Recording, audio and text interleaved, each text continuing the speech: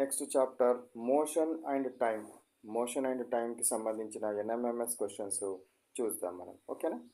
So first question, A bus travels 54 kilometres in 19 minutes. The speed of the bus is 54 kilometres. ఇప్పుడు ఎట్లా 90 మినిట్స్లో అది travel చేస్తే దాని స్పీడ్ ఎంత అంటున్నాడు. దాని స్పీడ్ ఎంత అని అడగడం జరిగింది. ఎట్లా ప్రయాణం చేస్తుందట? So 94 kilometres in 90 minutes. Speed of the bus is, మనకు ప్రిన్సిపల్ ఏంటి? Speed is equal to distance by time. Distance ఎంత? 54 కిలోమీటర్స్. కిలోమీటర్స్ అంటే ఏం చేయాలి? దాన్ని మీటర్స్లోనికి మార్చాలి. ఎందుకు? ఆన్సర్స్ మీటర్స్లో ఉన్నాయి కాబట్టి. 1 kilometre is equal to 1000 metres. అందుకే 1000 తోటి మల్టిప్లై చేస్తున్నాను. Divided by 90 minutes. కానీ ఆన్సర్ సెకండ్స్లో ఉంది కాబట్టి మినిట్స్ ఇన్ సెకండ్లకు మారిస్తే 60 తోటి మల్టిప్లై చేయాలి. 0 get cancelled, 0 get cancelled. Next 3 2 జా, 3 1 జా, 3 8 జా. ఓకేనా? నెక్స్ట్ 2 9 జా, next 9 get cancelled. So answer is what? 10. So 10 meters per second. 10 meters per second is the correct option. Next come to 52 question. Nearly all the clocks make use of. So all the clocks make use of. So ఇక్కడ కనుక తీసుకున్నట్టయితే first option straight line motion, second option periodic motion, third option random motion, fourth option circular periodic motion. Which one is the correct option? Answer is D. Circular periodic motion. దీన్ని వృత్తాకార ఆవర్తన చలనం అని కూడా అంటారు. మీరు సెకండ్ల ముళ్ళును కానీ, గంటల ముళ్ళును కానీ, నిమిషాల ముళ్ళును కానీ కనుక తీసుకున్నట్టయితే అవి ఒక వృత్తాకార మార్గంలో తిరుగుతుంది. కాబట్టి ఇది వృత్తాకార చలనము. మరియు ప్రతిసారి ఒక నిర్ణీత కాల వ్యవధిలో ఒక పూర్తి చుట్టును పూర్తి చేస్తాయి.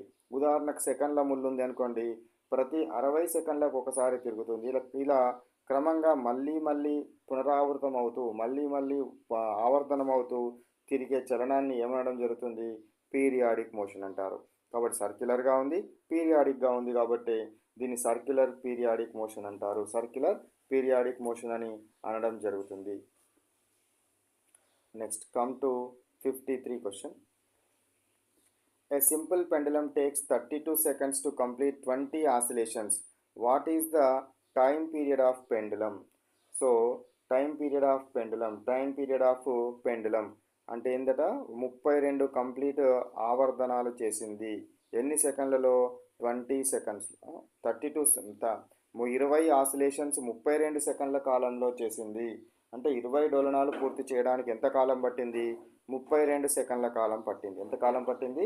32 సెకండ్ల కాలం పడితే దాని ఆవర్తన చలనం ఎంత అంటున్నారు. దాని ఆవర్తన చలనం ఎంత అని అనడం జరుగుతుంది. దాని ఆవర్తన చలనం లేదా ఆవర్తన కాలం ఎంత రావడం జరుగుతుంది? ఆన్సర్ చెప్పండి. సో ఆవర్తన కాలం is equal to so total time divided by total number of oscillations. So ఎన్ని ఆవర్తనాలు పడినవి? సో ఇది 2 ఎంత? 16 జా, బై 10 ఉంది కాబట్టి 1.6 సెకండ్స్. ఆన్సర్ ఏంది? 1.6 సెకండ్స్ దాని ఆవర్తన కాలం రావాలంటే ఏం రావాలి? So total time divided by total number of oscillations.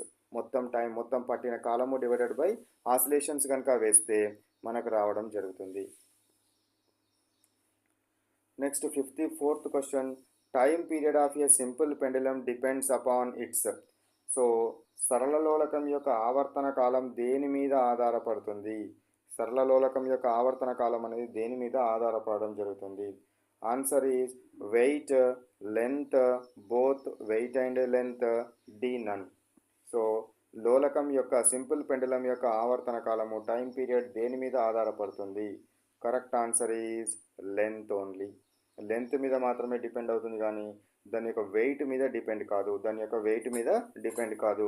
కాబట్టి కరెక్ట్ ఆన్సర్, సరైన ఆన్సర్ ఏంటిది? బి, లెంత్ మీద మాత్రమే డిపెండ్ అవ్వడం జరుగుతుంది. లోలకం యొక్క పొడవు కనుక పెరిగితే ఆవర్తన కాలం టైం పీరియడ్ కూడా పెరుగుతుంది. ఒకవేళ పొడవు కనుక తగ్గినట్టయితే టైం పీరియడ్ కూడా తగ్గడం జరుగుతుంది. దీనికి చివరిలో అంటే లోలకానికి చివరిలో ఉన్న ఈ గుండు బరువు మీద ఇది డిపెండ్ అనేది కాదు. టైం పీరియడ్ డిపెండ్ కాదు. టైం పీరియడ్ ఓన్లీ లెంత్ మీద మాత్రమే, అంటే ఈ దారం యొక్క పొడవు మీద మాత్రమే డిపెండ్ అవ్వడం జరుగుతుంది. నెక్స్ట్ 55th క్వశ్చన్ చూడండి. Which of the following cannot be used for measurement of time? ఇందులో అంటే కాలాన్ని కొలవడానికి వీటిలో మనం దేనిని ఉపయోగించలేము అంటున్నాడు. A leaking tap, next one simple pendulum, shadow of an object during the day, blinking of eyes. A leaking tap ఫస్ట్ది. సో ఇవి ఏది మనం ఉపయోగించలేము కాలాన్ని కొలవడానికి అని అంటే first last option blinking of eyes. కాలాన్ని కొలవాలంటే ఆ ప్రక్రియ ఒక క్రమ పద్ధతిలో పీరియాడిక్గా జరగాలి. కాబట్టి ట్యాప్ నుండి నీటి చుక్కలు పడడంతో కానీ, లేదా సింపుల్ పెండలంతో కానీ, లేదా నీడ మారడం అనేది మొట్టమొదటి కాలం లోపల మనము ఇవి కాలానికి కొలతలుగా ఉపయోగించే వాళ్ళము. ఓకేనా?